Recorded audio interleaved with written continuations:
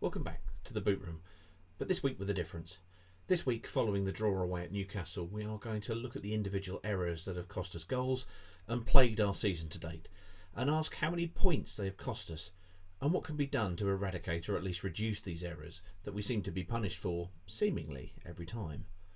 Well, the bad news is that we're not punished every time, and both Ben Foster and Daniel Bachmann, who have neither of them had error-free seasons, have on occasions got outfielders out of jail. But with the amount of errors that we have, it really doesn't feel like it. What we are looking for is errors that have in and of themselves led to goals being conceded by mainly one or two individuals. I'm giving penalties, but not free kicks. So, for example, Kuchka's free kick against Spurs isn't included, but we'll get to that at the end. And I'm not going to include fullbacks failing to stop crosses, or even Danny Rose being turned inside out by Bernardo Silva.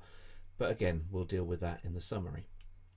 The first unforced error was Adam Messina in the final minutes of the first game of the season versus Aston Villa, throwing out a leg behind him to give away a penalty and make the end of the game far nervier than it had to be. Fortunately, it didn't cost us the win. Away to Brighton, and the first of three offences that regular viewers of the Boot Room will be familiar with. At a Brighton corner, Troost-Ekong, who is elected to head the ball uncontested, at its highest point misjudges it. Messina has lost Duffy, and it is 1-0 to Brighton.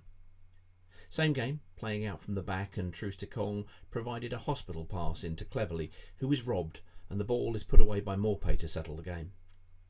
Troost-Ekong again, repeating his jump under the cross behaviour against Wolves, and Sierralta might feel unfortunate to have scored an own goal, as he had really no time to react.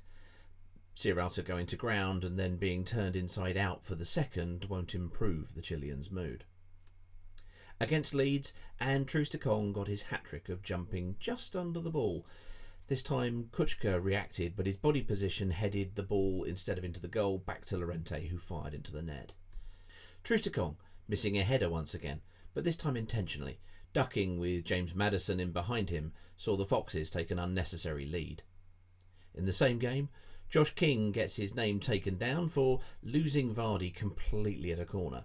Bachmann could have done better, but that's for another video another day. Against Man City, Foden crosses to the far post, but Danny Rose has completely let Raheem Sterling get away from him, to the point that the left-back is in a different postcode, as his former England colleague finishes with ease.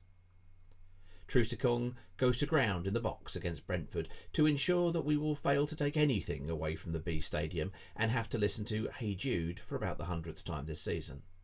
Against West Ham, Messina copies Troost-Ekong by ducking out of the way of the ball, and the ball ends up in the back of the net in the ensuing panic, not helped by Kuchka chesting back to Bachmann instead of clearing the ball. And finally, Ngakia, who had performed admirably in the first half against St Maximin, gets himself in all sorts of unnecessary difficulty and allows the Frenchman to dispossess him and put the Magpies in front in a tense six-pointer. Only the 88th minute equaliser from João Pedro sparing his blushes. So here is our league table of individual errors, but we're double counting for the corner goals where Troost misses the initial header. It may be a little unfair, but even so, you may see from the table a couple of things. First, and there may be some other goals conceded that viewers feel should be included, and that's fine, but whatever definition you make, players will make individual errors. It's the nature of football. However, the number of repeat errors here show that with the purchase of a left-back and a centre-back, and hopefully another centre-back, we are going some way to mitigate repeating those. In the case of Troost-Ekong, I think if we had had a fit replacement in the squad, he would have come out of the starting 11 and got his confidence back and recuperated, rather than trying to play through what's been a very tricky period for him. So if we can't stop individual errors occurring, what can we do to reduce their reoccurrence? Well, it really comes down to the basics. Defenders should first and foremost defend first and foremost and try and play second. On the recent Do Not Scratch Your Eyes interview with Neil Cox, he talks about a ball running loose and Sean Dyche hammering the ball into Rosette. He's brilliant. He was a bit old school when he came in because we were starting to play a little bit and he just kicked one out of play. I said, Dyche, what are you doing? He said, they can't score from them. I said, neither can we, Dyche. But we need the defence to have the Dyche attitude and priority to not concede first. Make a clean sheet the first and minimum requirement. Fullbacks should work hard to prevent a cross. No one has ever scored from a cross that has not been made. Defenders should not allow the ball to bounce. Doing so only favours the attacker and makes any resulting clearance harder. With the ball on the floor, take the low-risk option, unless leading by a game by 3 goals or more, and then the defenders can come and play if they want to.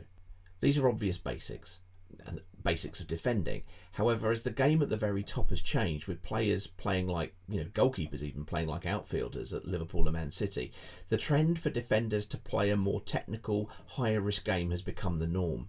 But without the quality of individual player, this is a self-inflicted injury simply waiting to happen. Goalkeepers and defenders should clear or pass the ball forward and allow our forwards and advanced midfielders to play the technical football in the opposition half. We need to ensure that the back line, whether 4 or 3 at the back, is screened off to stop the opposition attacking the back line itself in the first instance.